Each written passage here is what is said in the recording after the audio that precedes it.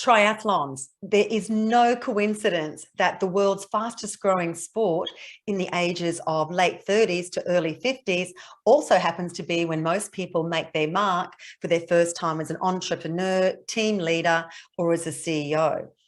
Now, the reason is that if you're out there, like I have been for the last 5 or 6 years, there's a couple of key characteristics that you spot.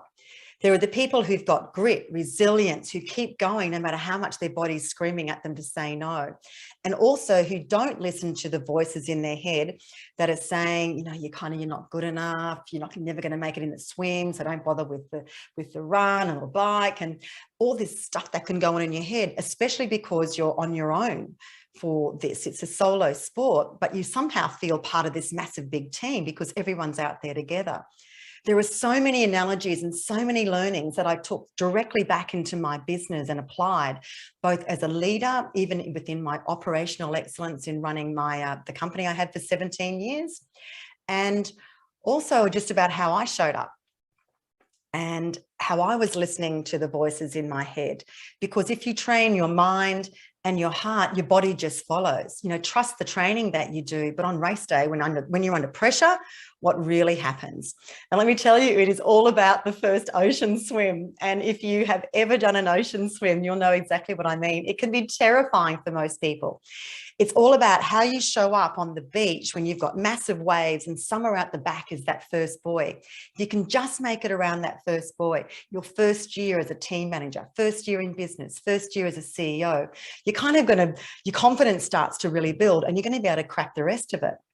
You know, so are you the person who strategizes and waits to see what all the competition does and you just wait on the beach and let them take off? You're the person who goes out to the sides, takes the safer but slower route?